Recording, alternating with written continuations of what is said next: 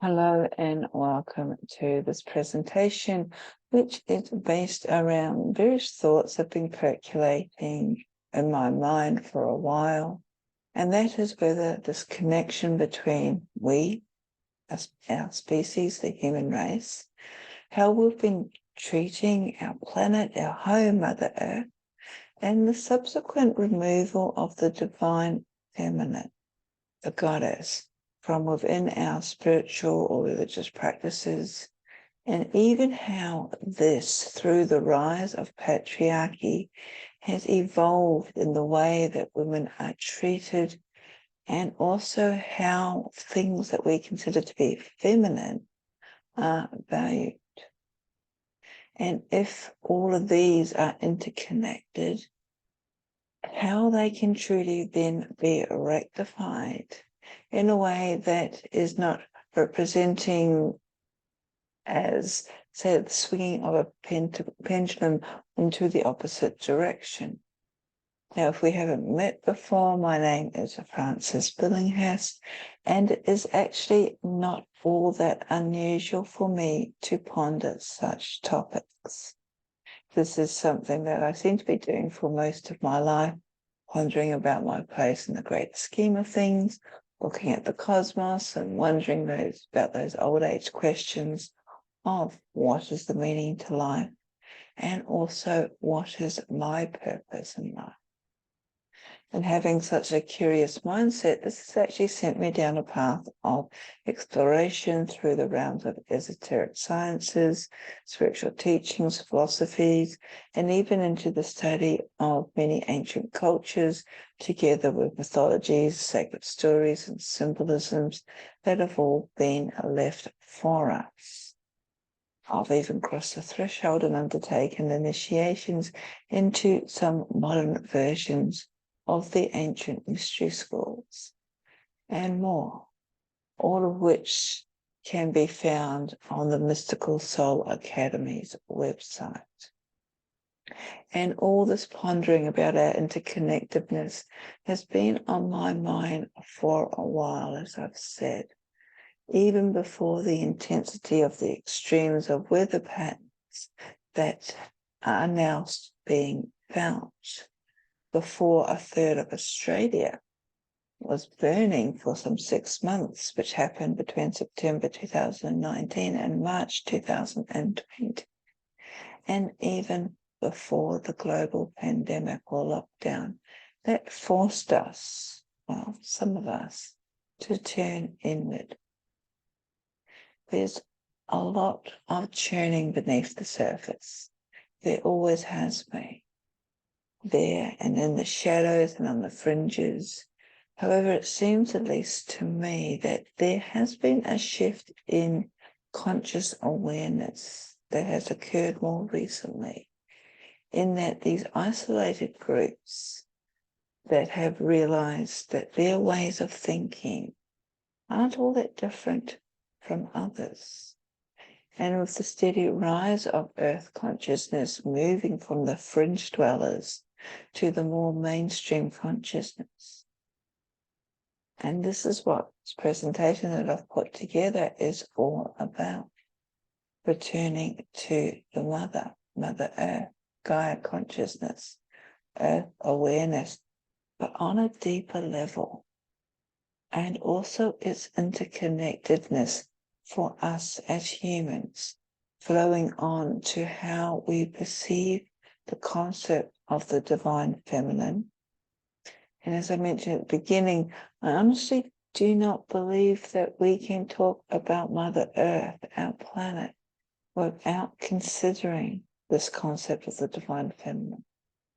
The whole matriarchy, patriarchy, alleged duality, etc.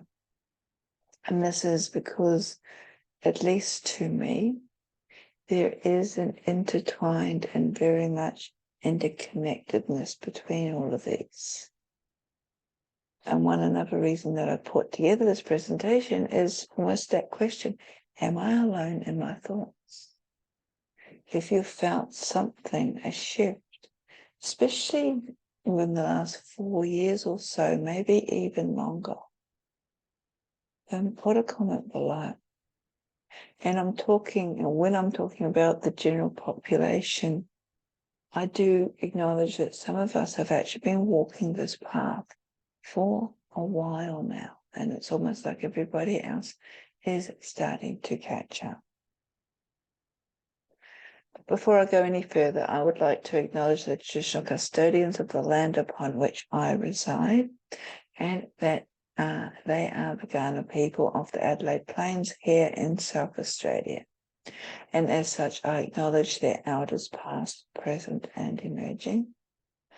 I would also like to acknowledge the ancestors of the land upon which I'm currently staying on, and also the traditional guardians of the land of my birth, and those of my own ancestors, without whom I would not be the person that I am today. And just an aside, which is kind of connected to what I'm wanting to share with you, is that this somewhat simple action of acknowledging those who have gone before can actually have a deeper replication. This is because we are effectively bundles of energy encased in this bag of flesh, really, as everything around us is also energy in its various forms. The words that we speak form vibrations, energetic frequencies. The seemingly simple statement, therefore, of acknowledging those who have come before can actually have deeper, more profound effect on the layers of our energy that we may not actually be consciously aware of. So when you hear people say that words matter, yes, they do. Yet probably on deeper levels than what many of us, especially in the West, are particularly aware of. And there are also certain languages that take this to a completely different level. In particular, I'm thinking of the Sanskrit languages often found within yogic teachings, as well as the Hebrew alphabet. But there are also other languages around the world that also contain multi-levels of meaning, as opposed to, say, an A just being an A, as it does mean in English. But that's probably another rabbit hole that I really don't want to venture down at this current time. So let's return back to the Mother Earth, Gaia, our planets. If you're watching this and you were part of the Reawakening the Sacred Self online conference that I recently hosted back in end of January, on the first day I had the great privilege of holding space for Dr. Jude Caravan. Now, she's a cosmologist, she's an author of a number of books, including the story of Gaia.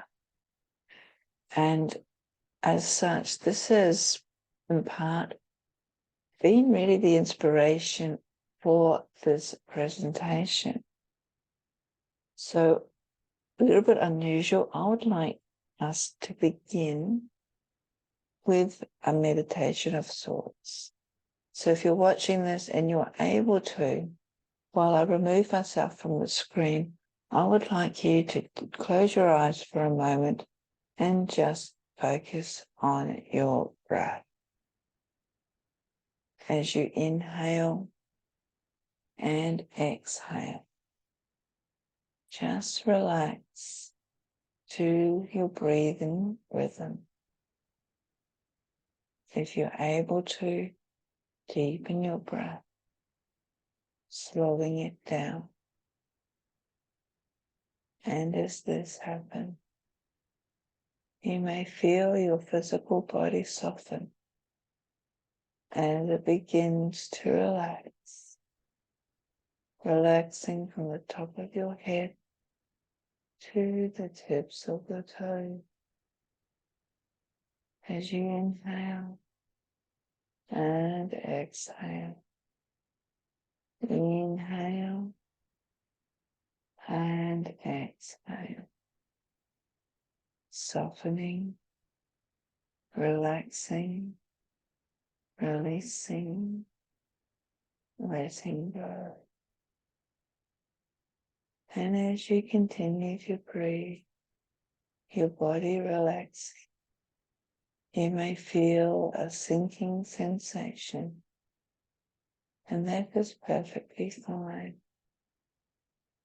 Naturally allowing this safe, sinking sensation, this dissolving of the constraints of your ego conscious mind to take place, enabling your soul self, your inner spark, your true consciousness, your very essence, to rise from your physical self.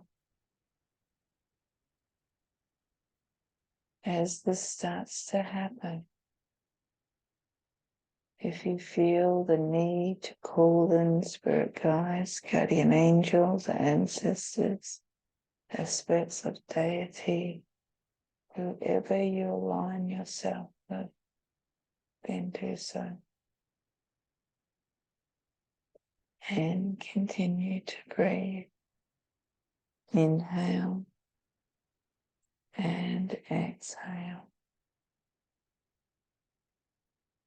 And as the constraints of your physical self dissolves, your essence, your conscious self, is able to expand, rising as it expands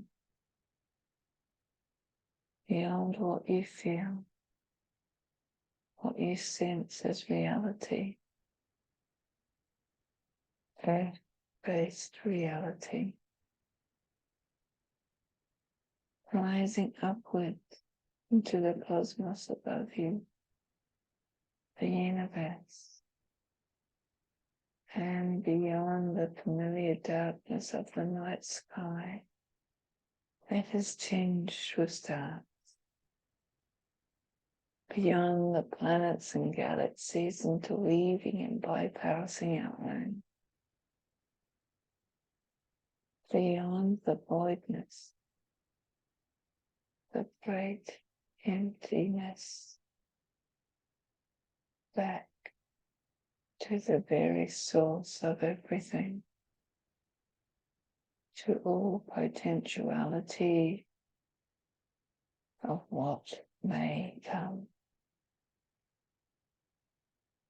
Feel into this space, this darkness, this blackness,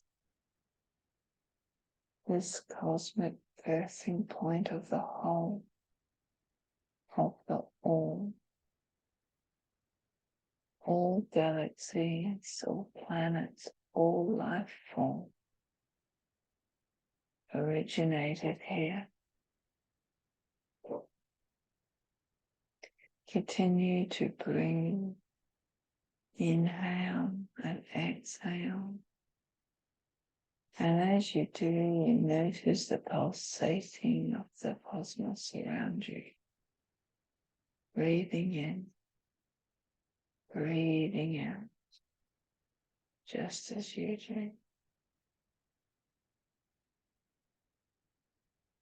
This is because this blackness, this darkness, this cosmic birthing point is also the birthing point of your own essence, your soul consciousness, your spirit. As you breathe, so does the cosmos around you, and everything that is birthed from that initial point, all the galaxy, all the planets, all life force that flows in and out and in between. As you continue to inhale And exhale. Feel, sense into the awareness that everything is not only connected, but also interconnected from this original birthing point, which includes you, your own soul self. Just breathing,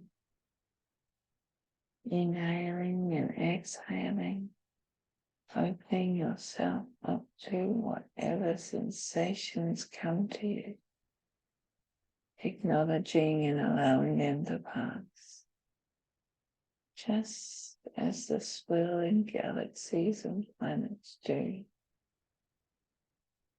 Just inhale and exhale. Just be one with the cosmos.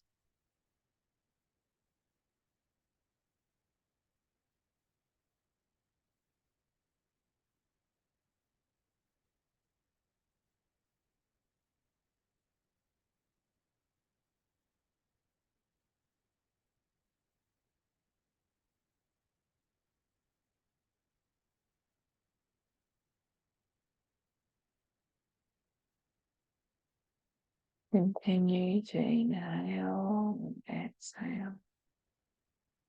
And as you do, you begin to bring your conscious awareness back to your physical self.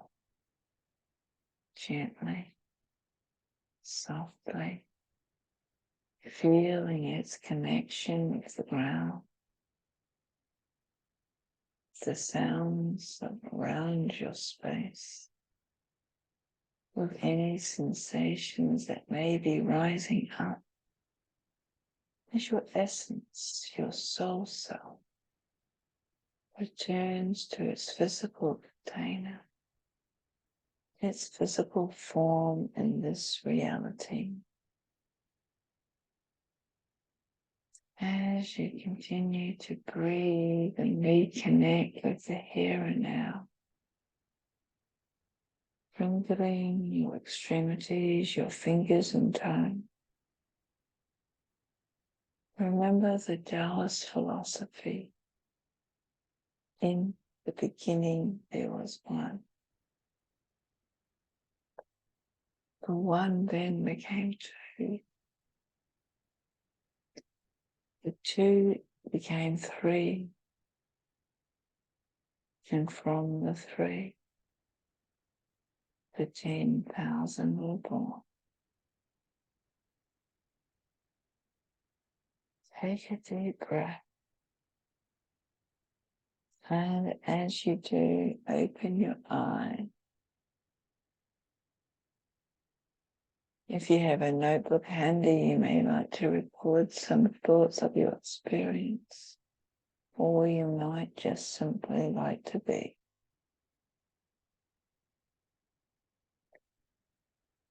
And as you do, I'm going to continue.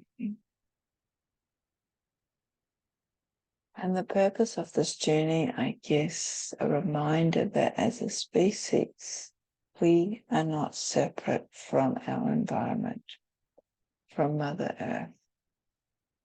And this is something that I think we, and by this I mean the collective we, started to realize more and more since 2020, since the global shutdown, global isolation, which made us consider and even reconsider our connections, not only on a human level of existence,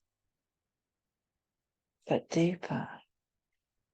However, despite all this, it almost seems to me that we tend to be trying to divert back to the old way of thinking. It's much easier. We humans like the path of least resistance. It's devoid of responsibility, of taking ownership, and almost like children, we seem to have manifested this fear of what might happen if we do admit responsibility, that we have been out of alignment with not only our own soul self, but also our mother, Mother Earth, Gaia.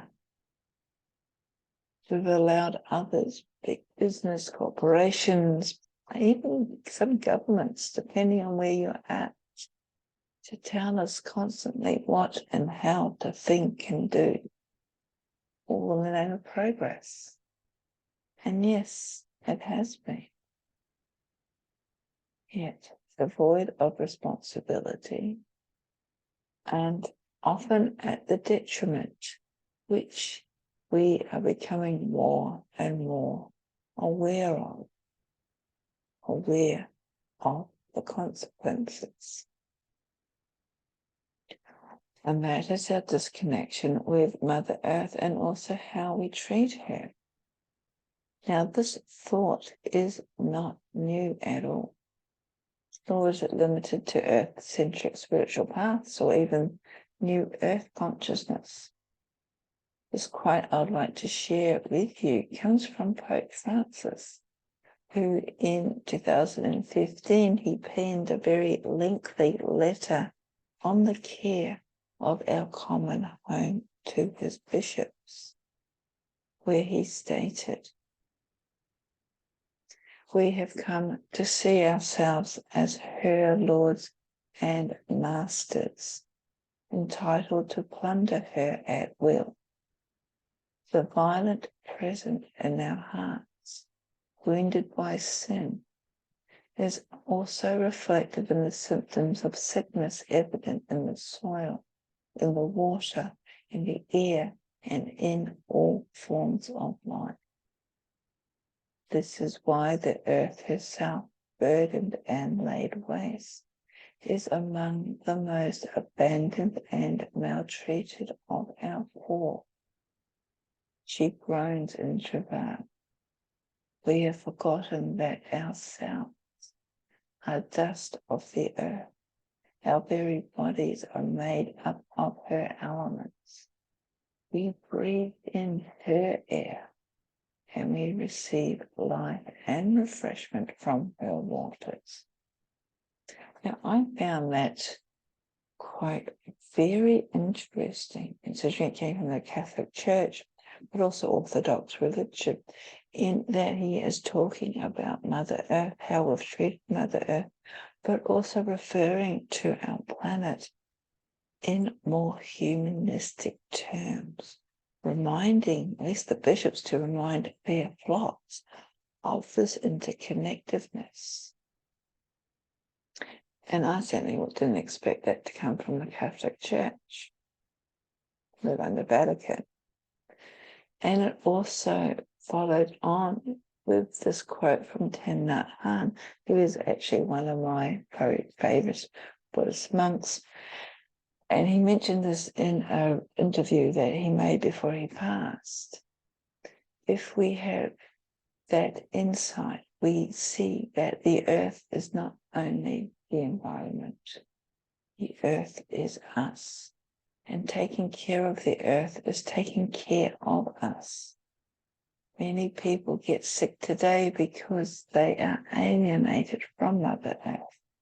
They forget that they are on Earth and that they have a body given by Mother Earth. The practice of mindfulness helps us to get back to our body, to touch Mother Earth inside our body, and to touch the earth outside our body. And to me, Thich Nhat Hanh's statement here and that of Pope Francis are very similar. Again, it's a reminder, it's the revelation, it's the realization that the earth is our mother. That the illnesses that we see around us have been resulted from this disconnection that we have occurred. Also, the abuse that we have treated Mother Earth, that we have impacted and applied upon her. And it's telling me that right across the board now, regardless of spiritual or religious teachings, there is this warning, this realization that we need to return to the mother, to earth consciousness. And by this, I also mean to thinking of the mother, patriarchal thinking, patriarchal consciousness, true and authentic patriarchal consciousness. Not what we often see today, which tends to be matriarchal thinking wrapped up in patriarchal structures, and therefore still viewed through the lens of patriarchy. And as a note, when I'm talking about patriarchy and matriarchy, especially in particular patriarchy, this does not translate to be anti-men, anti-male, anti-masculine. When we're talking about patriarchy and even matriarchy, it actually has very little, if anything, to do with gender, as these are more about concepts. And in its basic form, and at least from my understanding or interpretation, patriarchy is seen as holding power over others. Through the societies that are organized according to hierarchy, and while hierarchy is not necessarily bad, it is this hierarchy based around the right to rule through birthright only, the pertaining or obtaining of wealth and property being a huge emphasis on competition. There's also the emphasis on the male, the father, i.e. the paternal lineage. Again, often to the detriment of others. There's also this win at any cost competitive attitude, coupled with a somewhat false sense of scarcity. On the other hand, matriarchy tends to be about holding power from within. It's more about mutual respect of community, of making motherhood in all its forms central, where the focus is more about flow and making sure that no one misses out, that no one slips through the cracks. And what you're seeing on the screen are two of the main differences between patriarchy and matriarchy. And it is really interesting when we sort of step back and have a look at these, because we can see it all through the language that we use, the shows that we watch, how people talk to each other. And this is not something new. We see these mindsets flow into how we perceive our environment, our planet, Gaia, where she is treated merely as a resource, something to exploit, to gather, to hold onto in order to create extreme wealth. This is patriarchy, as opposed to treating our home, our mother, with reverence, with respect, and with sharing. And this viewpoint then is often reflected in the concept of ownership over the female and the acceptance of her exploitation. Some people say that even under our current patriarchal system, we almost accept the mistreatment of our planet precisely because we see her as the mother, meaning that how little we value motherhood, the role of mother. And this reflects back in our normal society as a whole. For too long, it seems like we have been laboring under an excessive yang, masculine energy, coupled with an insufficiency or insufficient amount of yin, feminine energy. And by this, I'm suggesting for at least 3,000 years or so. And as such, this has really shaped how we view things, our perceptions, our language, the lens throughout we look. And further, whether it is or can be incorporated into a patriarchal mindset, there is the fact that the two largest world religions, Christianity and Islam, both tend to have this rather linear approach to life, that we are born, that we die, and we die only once. So it's very linear.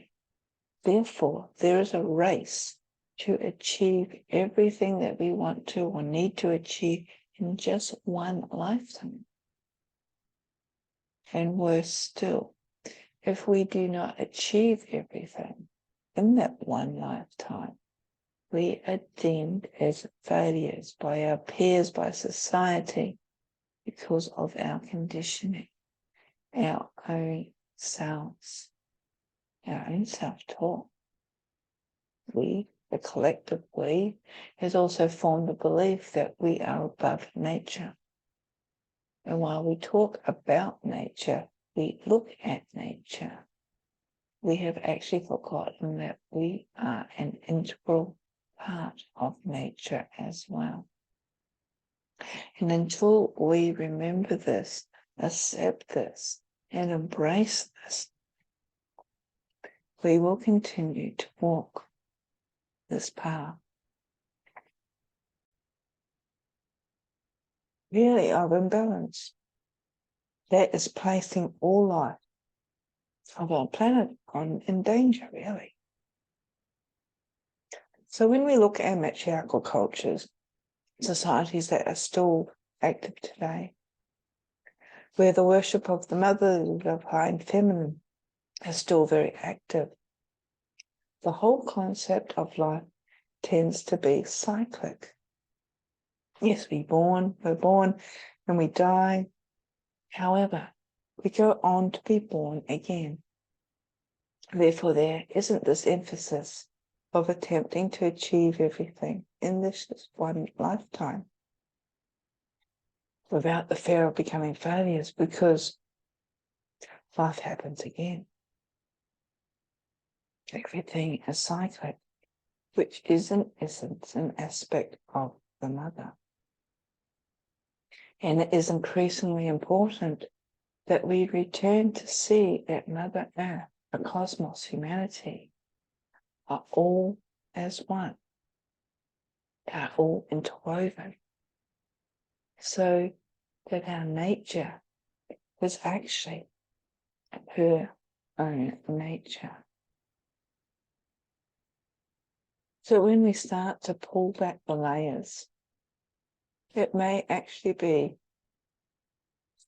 rather surprising to see how deep this division of patriarchy over the divine feminine, how far it actually stems from.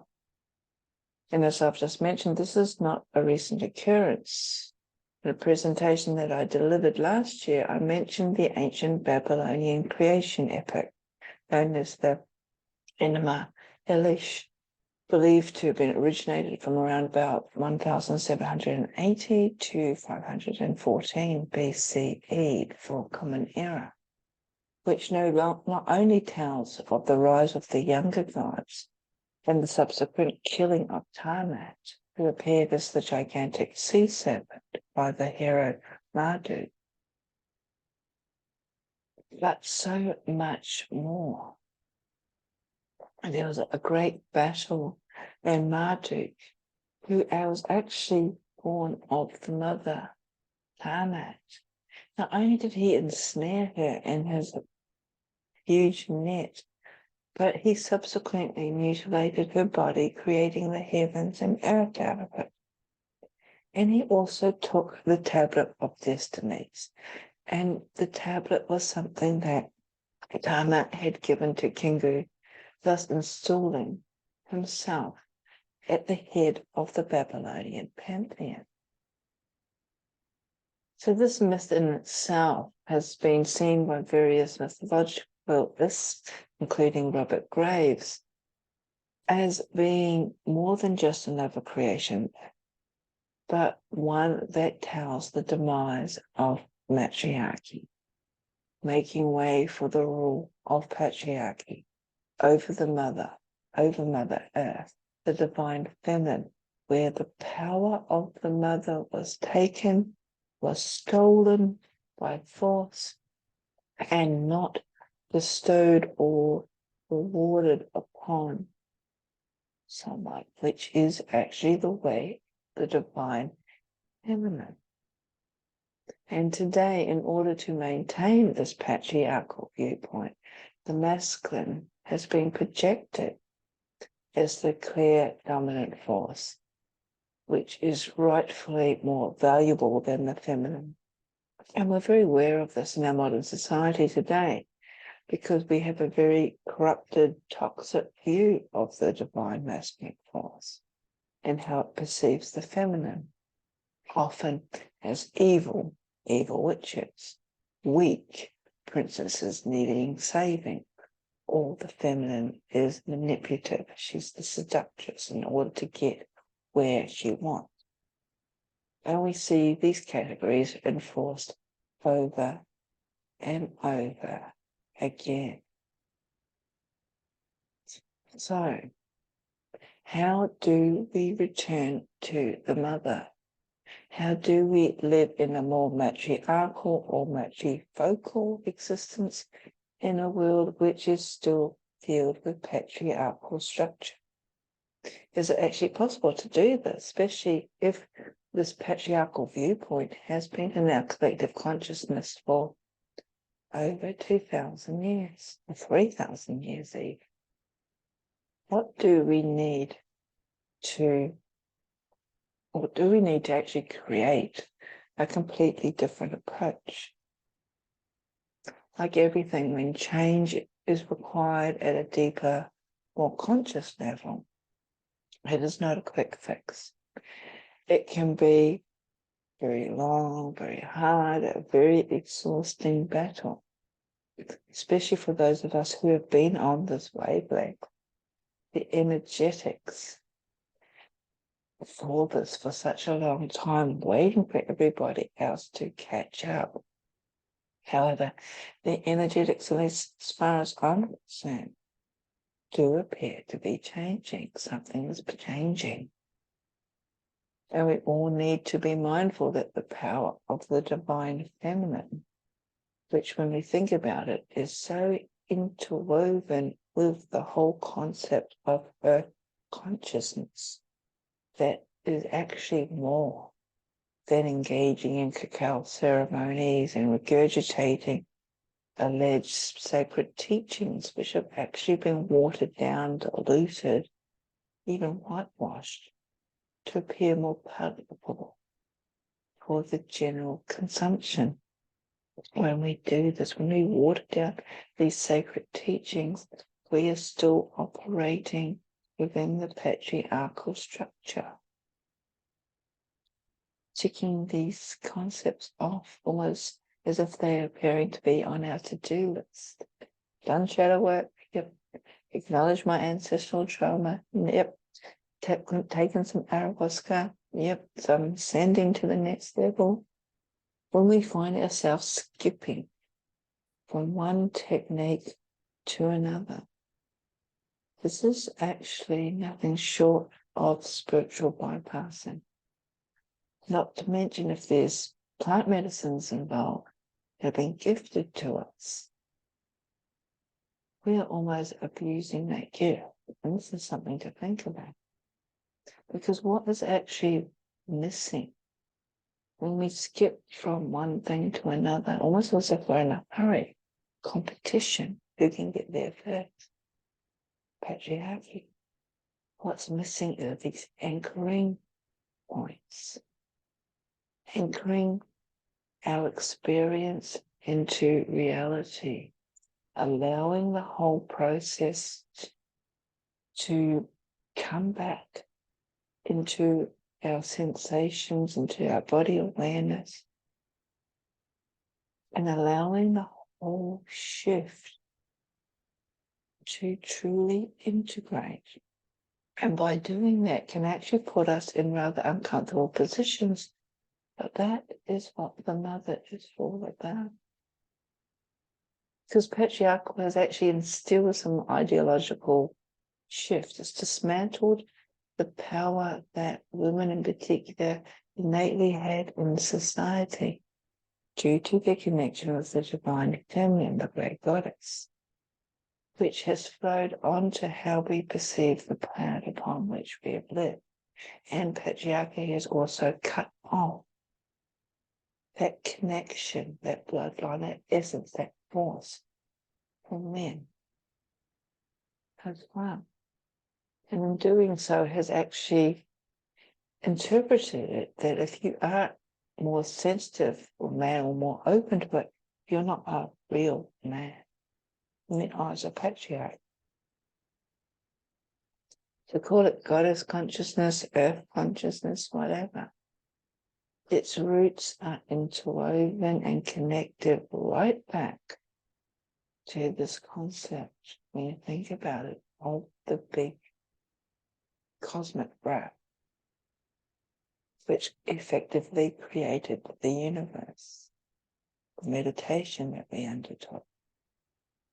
And the more you think about this, that breath birthing the cosmos, this in effect is the primordial creatrix, where the ultimate source was female, divine feminine. And when we do this, when we fully embrace the plant medicines, the yogic asanas, the cacao ceremonies, and truly allow the mother, that deep primordial breath, to remind us that we are all interconnected, to rise into our consciousness. We realize that the primordial creatrix, this divine feminine, is actually not some romanticized, flighty being, easily manipulated, waiting doe-eyed to be swayed by our whim. And yes, she is the nourishing and the nurturing mother, the bountiful mother of all. But she is also power, raw power. She is, after all, the very point from which all life emerged. She's also the black hole, the portal that life will return again, regardless of what patriarchal influence lens we may be operating in. The more we delay our return to the understanding of the very essence of creation, the more we ignore fully embracing the simple fact that we are merely players on her chessboard and not the other way around. The further we bury our heads in the sand regarding our responsibility and the role that we play in the great cosmic web, the more intense our experiences will be in that final realization comes, which is where I believe we are at here and now. So change. This is part of the natural order of things.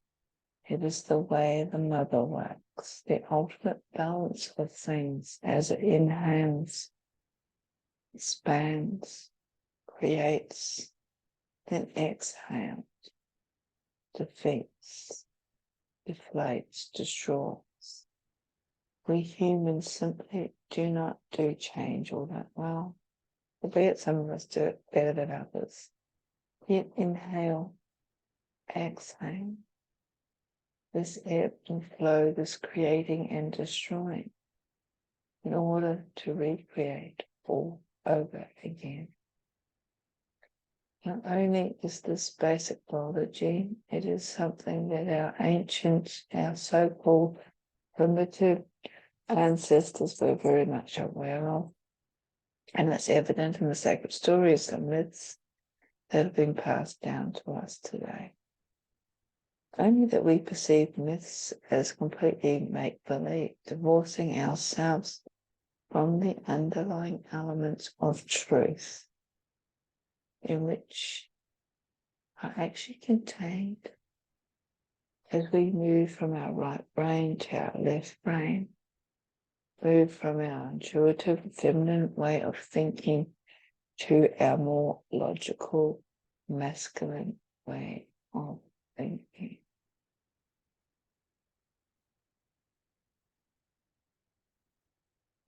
Likewise, when we think about goddess consciousness, it continues to largely be marketed at women as love and light, or pastel pink, or Barbie-esque. Is this patriarchal layering? Authentic goddess consciousness is like, at least as far as I'm concerned, it's more about this deep connection back to the primordial birthing process and what stemmed from that. It is the concept essential to both men and women in order to connect.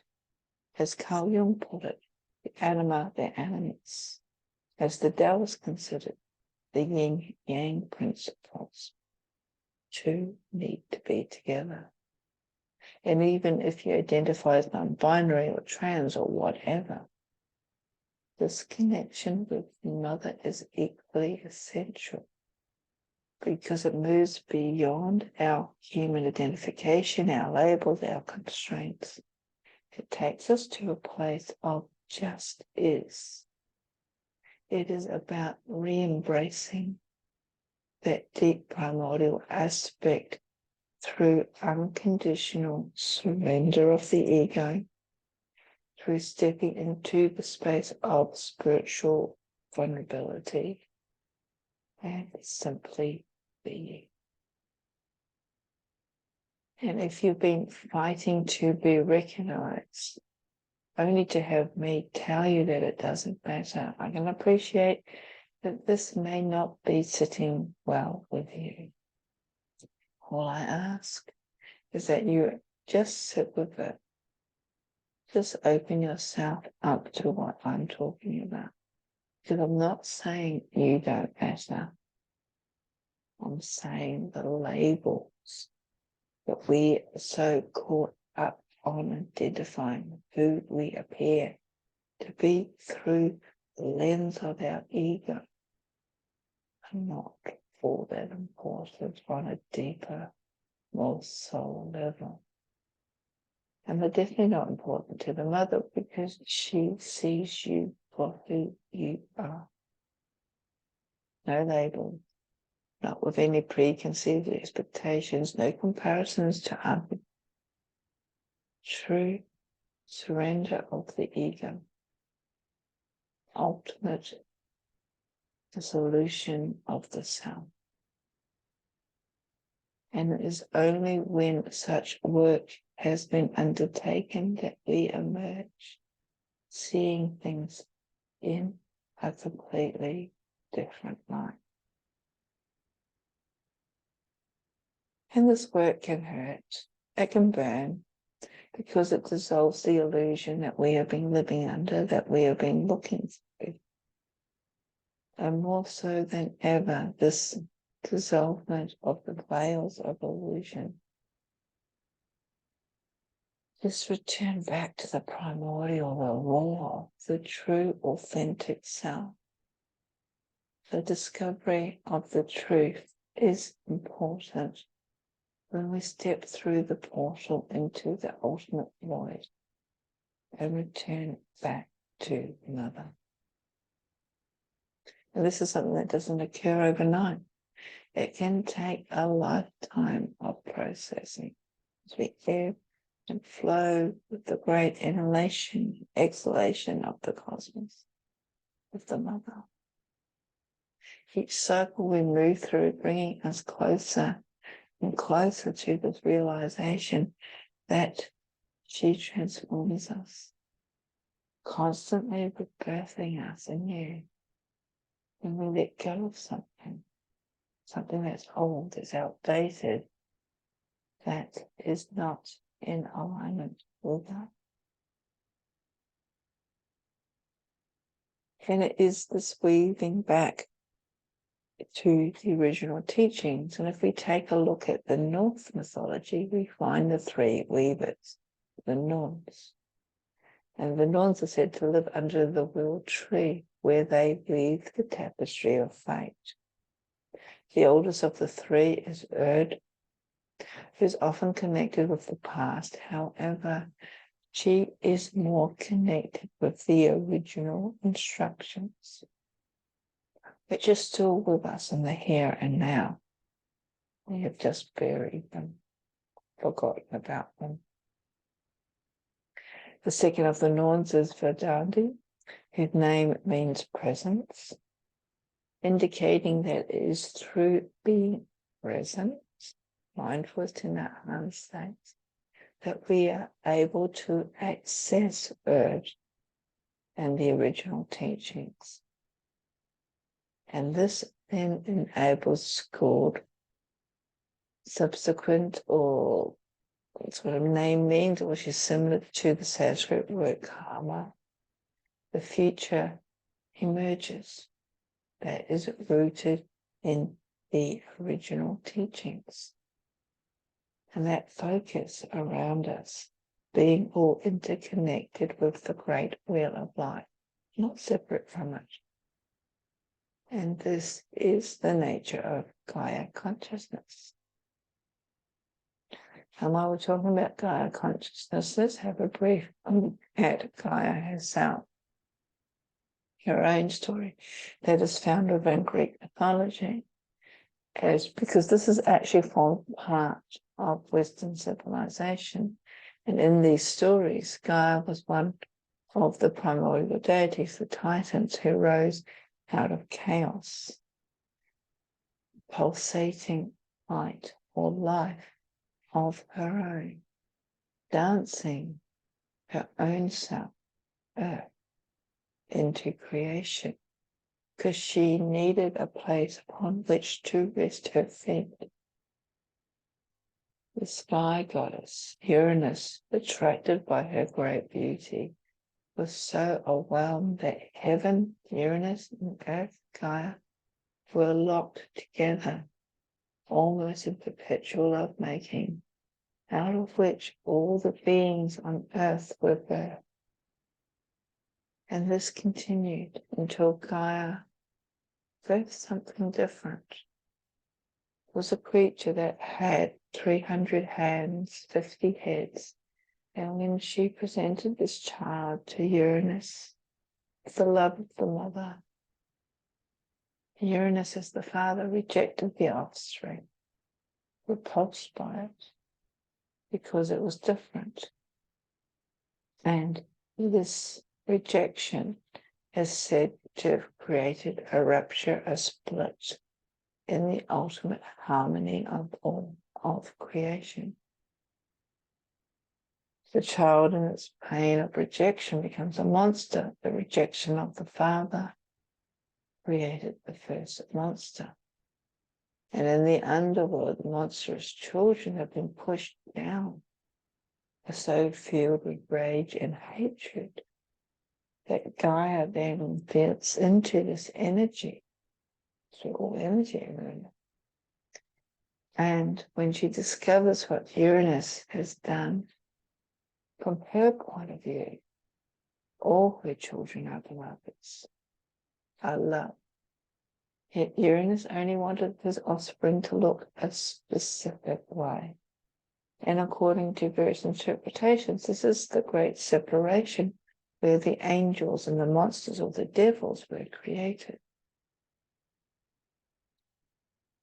One of the children that had been birthed, Uranus, meeting time, severs Uranus's genitals, releasing the father to ascend up into the heavens, far away from the rage of the mother here on earth. And this was the moment of the split between heaven and earth, where Uranus had been basically ever since. And it is believed by some interpretations of the story, this is the direction that the Western civilization went with Uranus up into the heavens, look into the heavens as opposed to the earth. And when we look at this on a more personal level, it's like we're attempting to leave behind all the painful aspects of ourselves, all the monsters, pain of living on earth, the difficulty. And we have actually created some spiritual ideals which are beyond us. We continue the separation between what's perceived as ideal and perfect and what is really just natural of the shadow. We see the shadow, Mother Earth, something that we can control, we can exploit, modify. And the more we continue, the more we are separating ourselves from Mother Earth and Gaia, and also from the whole concept of the divine feminine, the creatrix and the destroyer. Into the cycle, birth, death, life, rebirth. The separation between heaven and earth comes back to the misunderstanding that Gaia and Uranus, that the sky and earth, that spirit and matter are not separate, but all part of the same wholeness. And we may be able to exist in this uprooted, separated perception of being. However, for most of us, it will only be a matter of time before we start wanting to explore our shadow self, before the tug of the mother to return to her, to return back to wholeness, to return back to our authentic self, and not someone else's perception of love and light. And this is what's happened now. So these are big fighting words, I realize, and what I wanted to share with you here are now some of the ways that I believe we can start to return back to the mother, regardless of how much I've said before, regardless of how much of this has resonated with you or not. And if you're still listening to this, well then I do thank you. The words that I'm using may not necessarily resonate, but I'm hoping that the message or the thought process that I'm trying to work out the intention behind these words, the energetics will on some level plant the seed. So when it comes to returning to the mother, I believe it can be as simple as sitting in the park, say once a week, closing your eyes and just listening to Mother Earth, listening to the wind, listening to the ocean, to the creek, to the birds, whatever may be around you. There are other times where you might just want to sit there and have your eyes open and observe around you. Look at the wind, look at the ocean, look at the dirt beneath your feet, the asphalt, the stones, the geology of the place. Alternatively, you can start trying to return more to the natural cycles, becoming more aware of them, bringing them more into your conscious awareness. Starting off, of course, with the cycles of the sun, sunlight and darkness, dawn and dusk. These are liminal times where great magics can actually happen.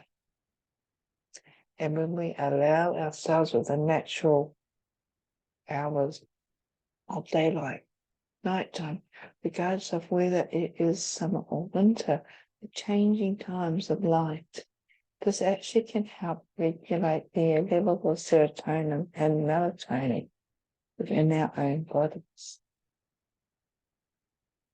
There is also an increase in the lunar cycles, mainly the manifesting on a new or a waxing moon and the banishing on a waning moon. Great place to start. However, to take it deeper, we need to sit with the moon as she ebbs and flows and ebbs again. And I do talk about this in my book on silver rays, A Guide to the Moon Myth and Magic. And there was actually an excerpt included in the bonus material for you signed up for the Lifetime Access Pass for my recent conference on Reawakening the Sacred Self. If you're also interested in my book, just a quick plug, it is available online. So you might want to check that out. Or go onto Udemy, UDEMY, because I have a course on working deeper with the moon. And that can help you return to the moon. Then, of course, there's the natural cycles. This is the stance between Mother Earth and the Sun. A good place to start is the solstices and the equinoxes. Within a lot of Earth-centric spiritual traditions, there's also the observance of what I call, as in my tradition, gateways. Beginning of each season, which are often derived by cultural festivals from Ireland and England, even Nordic traditions. Or you could try eating more seasonally. This could actually also have the benefit of being a little bit more easier, less effective on the purse. Taking note of when plants are in season, as opposed to when they're merely available on the supermarket shelves. And when they're out of season, it's usually because they are artificially ripened, therefore having a lesser nutritional value. You may have a local farmer's market near you. You may grow your own. Or spend time out in nature again in your local park, walking barefoot on the earth. And I think that's really important because the earth actually gives us negative ions, which we need. It helps us process all that toxic energy that our society has, our life actually has. Sitting on the earth and also listening to Mother Earth's heartbeat can also be a benefit. Then we have the cosmic cycles. And I love these because you don't need to learn about astrology. You just need to spend some time gazing up at the stars, observing the greater cycles of the planets and the other cosmic happening, especially how they affect us on a more energetic level. And they do this probably in ways that we may not necessarily be consciously aware. So I'm sort of wrapping up now. I know this presentation has gone on for a bit, but I would like to just mention two other little things. The first being my embracing the shadows and rebirthing the new course that I have starting on the 4th of April. This is a bi-fortnightly course, so there's 7 lectures, each held a fortnight apart. It is live, but it will be recorded as well. And the whole course is designed to take you on an adventure into what I call your deep soul self and back again. We use sacred myth, the initial real myth, Parade, Persephone's Ascent.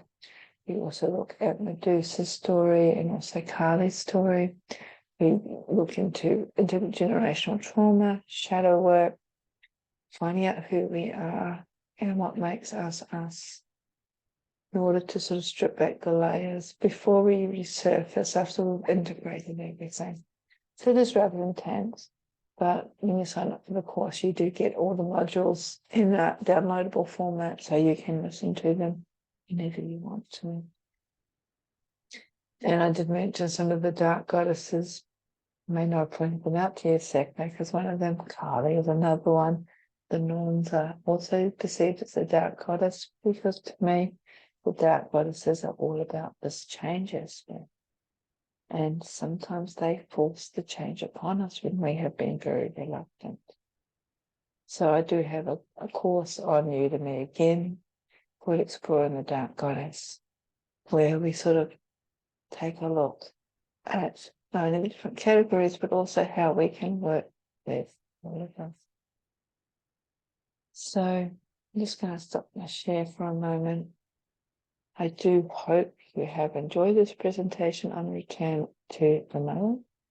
For those of you who attempted to watch it when it was supposed to go live, now I had lost my internet and so many other issues happened.